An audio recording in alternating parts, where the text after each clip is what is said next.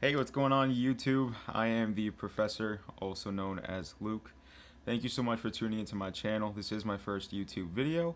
Today I just wanted to cook up a quick beat, just so you guys know the kind of vibe that I give off when I'm producing and things of that nature. So we are going to make a new track, and I'm feeling a little bit hip-hop-ish, a little bit R&B-ish. Let's see, I always do like to start off with some chords. Alright.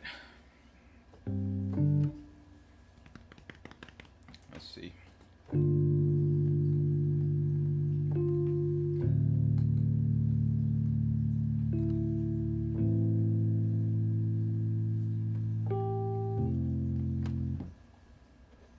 I like that a lot, actually. Let me hear that. That was nice. Alright, let's see.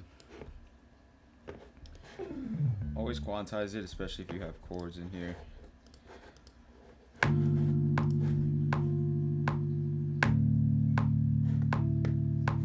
Alright, so a big part of music production is being able to make space for things. And the way you can make space easily for the new guys out there is by EQing. EQing is a great place and a great thing to do just to make space to create separation in your tracks, because when you make separation in your tracks, it makes everything a lot easier to hear. It makes everything a lot more enjoyable. It doesn't make everything crowded, and it takes away a lot of muddiness in your tracks. So everything comes out much more clear.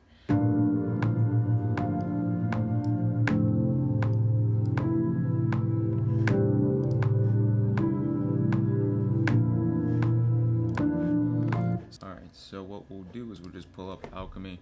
I'm feeling a little synth sound over this, just a little subtle synth sound, just so it's not like overwhelmingly ambient.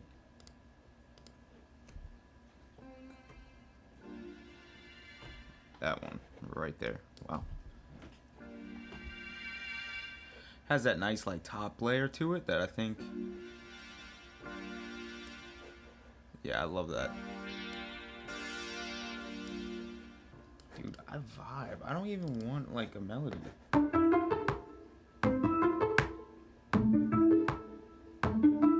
Yeah.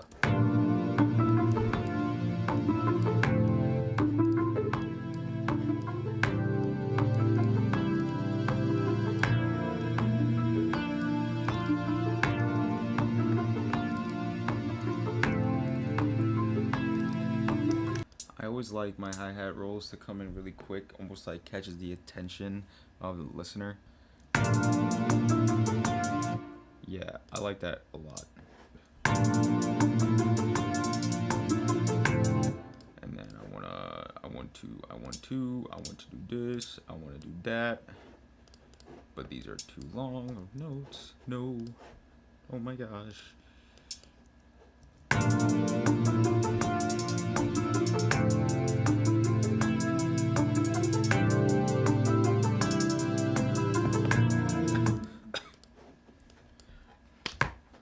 Always EQ your hi-hats. Your hi-hat EQ probably will take you the long. I think the hardest thing to EQ is the snare. Did I just say EQ? That is not correct. If you ever use stock Logic sounds, the best kick that I've found, which is on the majority of the tracks that I make, are usually the Atlanta kick. The Atlanta sounds are fire. I love the way they sound. A kick EQ is also very involved. You have to really find out the frequencies of the kick, and since I really have dedicated much time to the sound of the Atlanta kick, I've kind of figured out, thankfully, the frequencies and what kind of frequencies really knock. So I'm gonna do that. I'm gonna do that with this kick.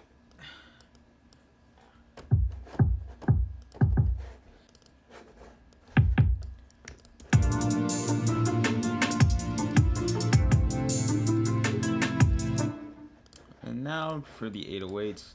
What I personally use, I like to use SubLab. SubLab I think is a fantastic plugin for 808s. There's a wide variety of different 808 sounds in here.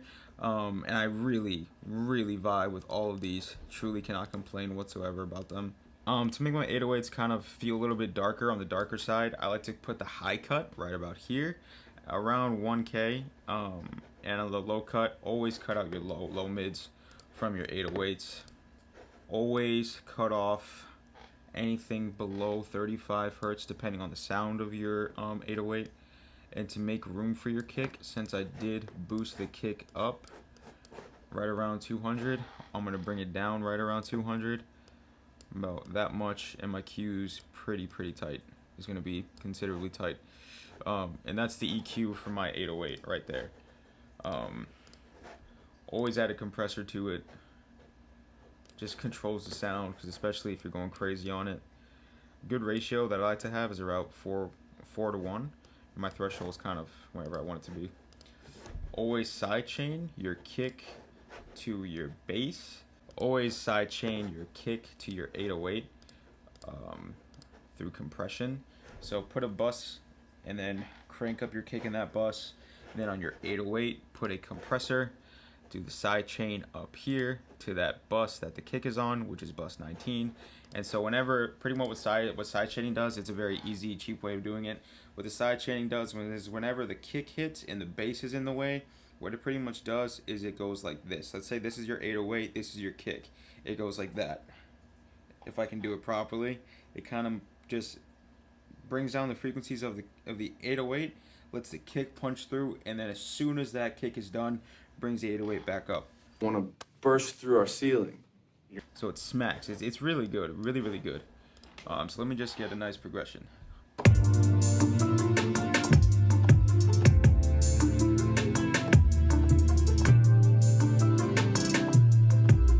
Ever feel like your 808s are a little bit too quiet?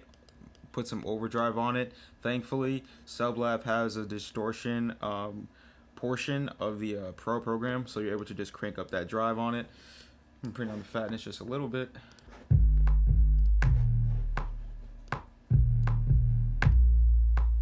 What I did was that lead line, the dun-dun-dun-dun, dun-dun-dun-dun, I half-timed it. I made that into its own separate track, and I pitched it up the octave, which I did. Also, was I added a snare, I added another perk, and I just did some minor arrangement to the beat. And then I also just messed around with a little bit more of the EQs.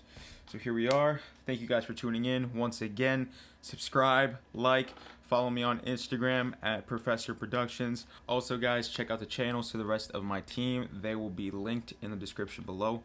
Also, check out their Instagrams. Those will also be linked in the description below. So with that being said, I hope you guys enjoyed. Let's hear this beat.